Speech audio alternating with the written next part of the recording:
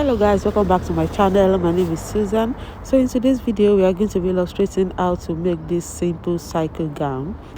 So you just need a lace material and an Ankara material. You can use any material of your choice. So stay tuned to the end of the video and let's get started.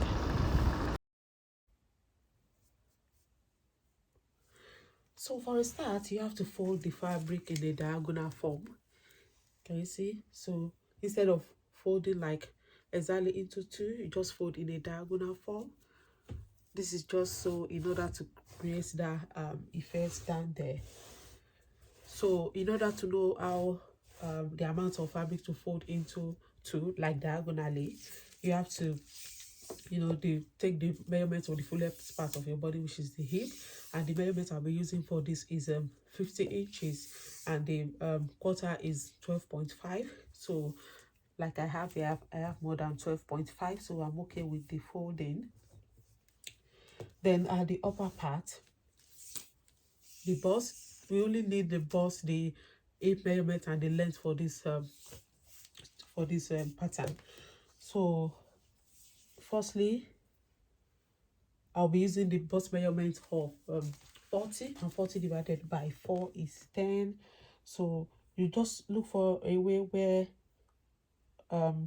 I'll be taking the measurement here, the 10 inches measurement, because from here up we are going to take the measurements for the armhole and all that. So and the armhole measurements I'll be using is 18 divided by 2 is 9.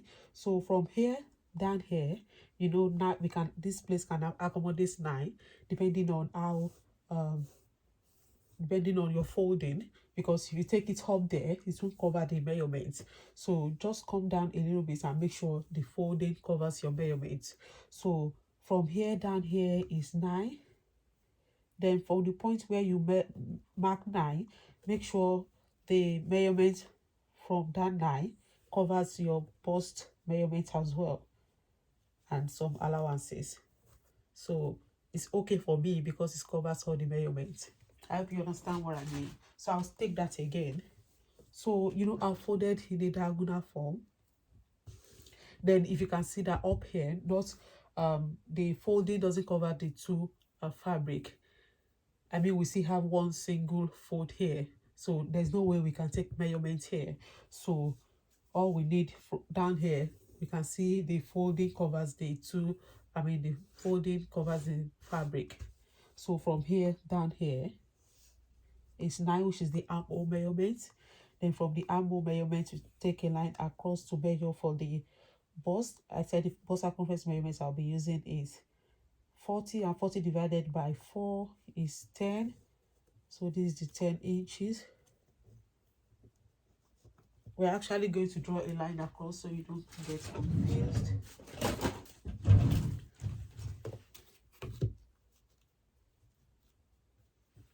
So this is the line, the chest line.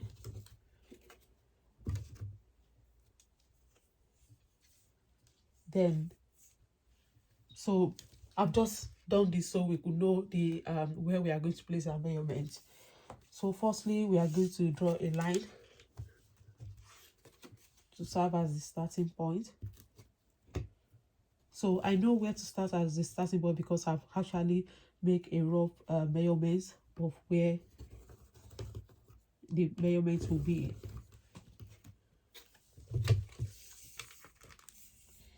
Then from the starting point we take our shoulder measurement, which is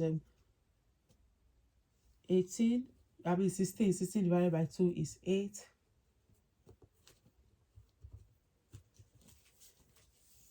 Then here we take a measurement of 8 as well. Then we draw a line across.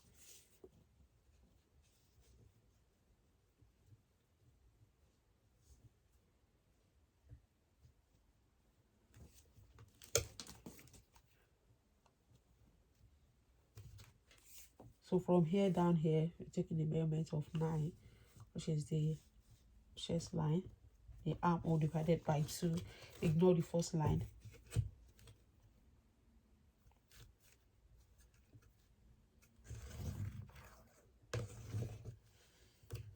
So from here we draw a line across.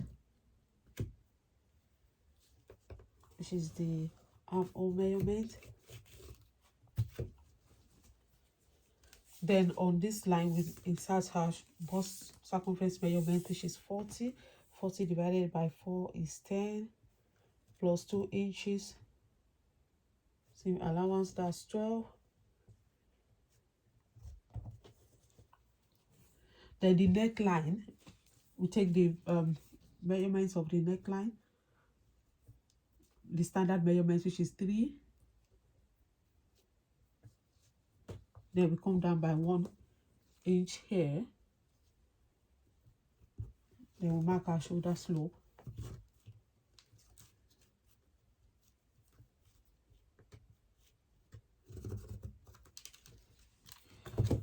Then after the standard neck measurement, we take our normal, the required neck measurement. So for this, we take a measurement of 4.5 by 4.5. That's for the front. Then for the back, we take a measurement of 4.5 by 1. So it depends on all what you want. You can make it round neck or V-neck. It's up to you.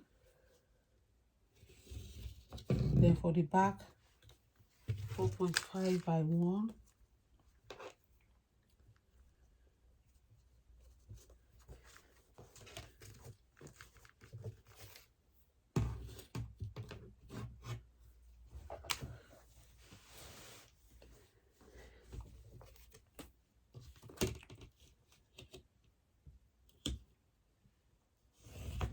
So that's it. That's for the back, and that's for the front, because you are actually going to make use of this front part to cut both the back and the front part.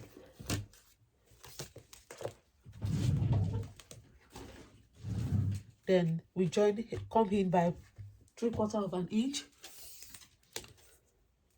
after finding the midpoint, which is 4. We come in by 3/4 of an inch for the front, then ½ inch for the back. Then we join this point together.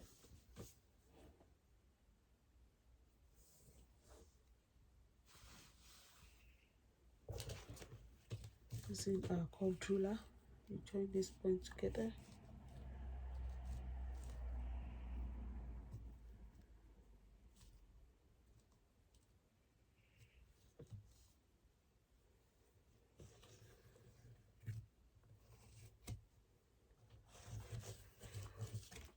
Then for the length, depending on how long you want it to be,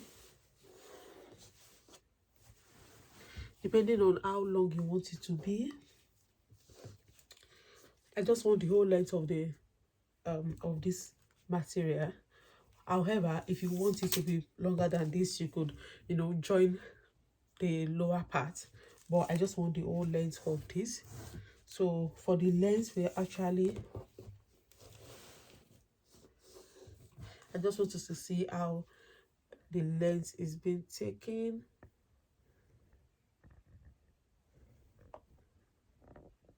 Because in order to get the required effect, you'll have to measure the length. Right. So for the length, I want the whole length, and the whole length is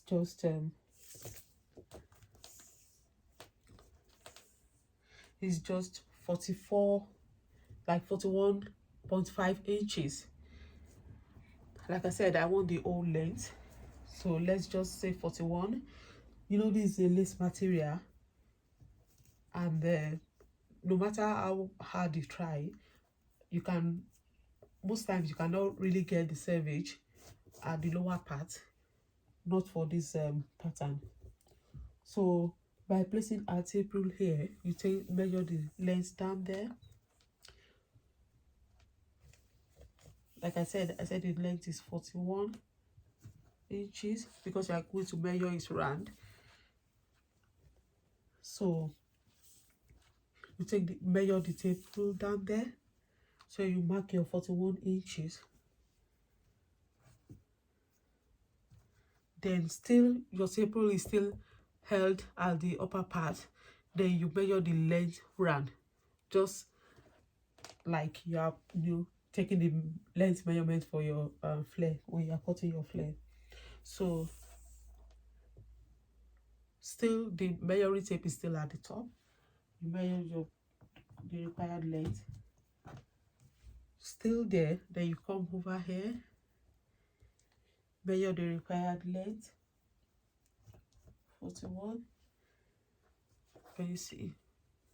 Measure the required. Then if you notice that the side of the pattern is a little bit it's not really the same, it's a little bit, you know, curvy at the side.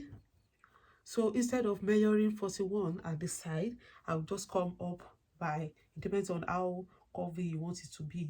So I'll just come up by like 3 inches. So here I'll measure 38 just for the side only. Here I'll measure 37 to the last one. Still the measuring tape is still there, it's still at the top. Then I'll measure 37. This is just in order to create the effect down there. So we can now join this point straight down to where we take the last measurement. So this is where our bust measurement is. Then you measure it straight down to where the last measurement ends. This is it.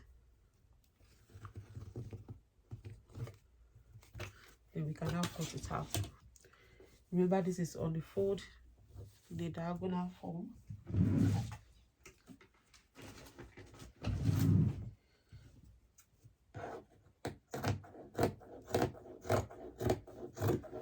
And like I said, we are going to be using this to cut the back part as well.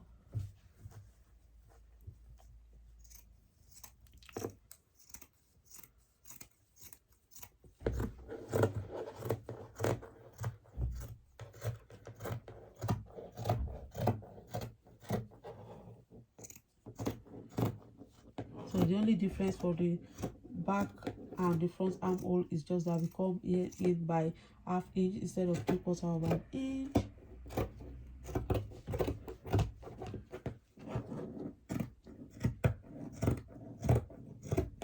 So I'm cutting the back part first. So when I'll cut the back part again, then use this front one as the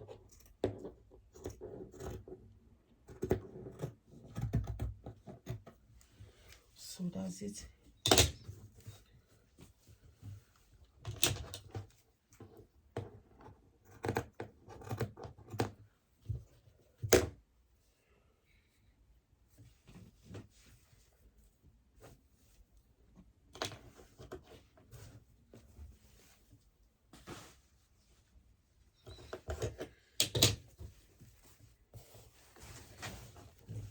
So we're cutting the other part now.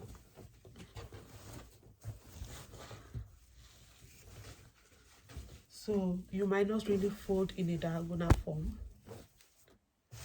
because this is in a diagonal shape already.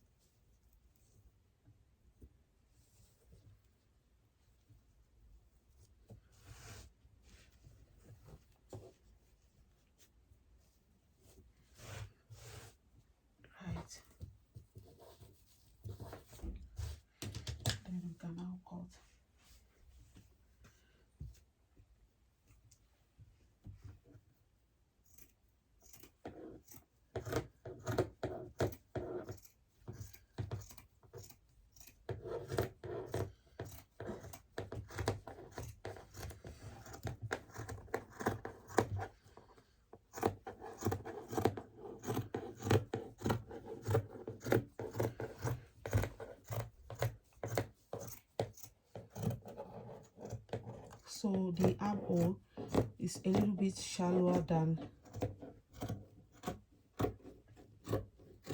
the front armhole.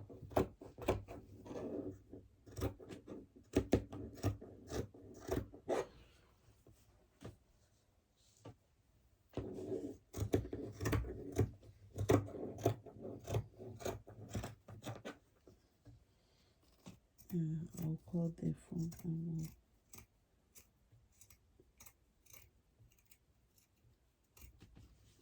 And that's it.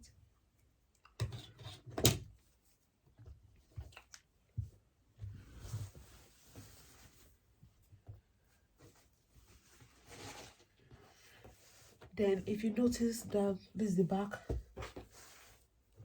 and this is the front. So if you notice that for the front, we have another material for the front.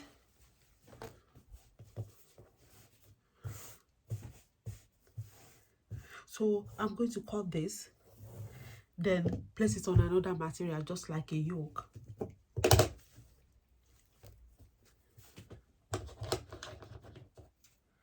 So actually I'm going to start from here, then place it on another material, and cut it out. The beauty of this pattern is that I can actually use this lace material as a yoke for another material, if you understand what I mean.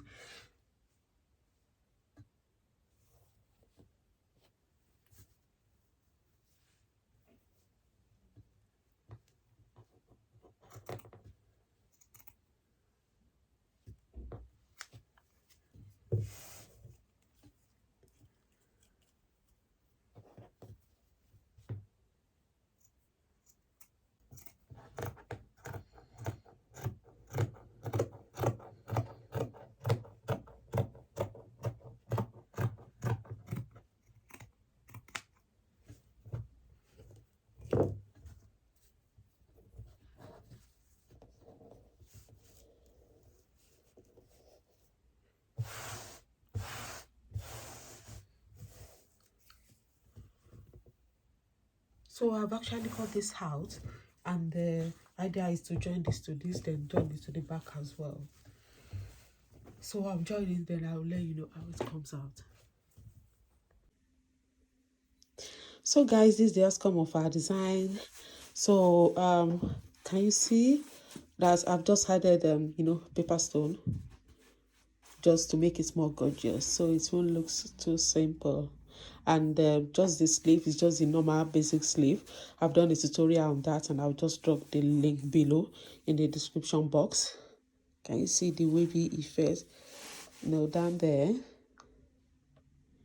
So it's just a simple style, and it's going to take you more than an hour to make.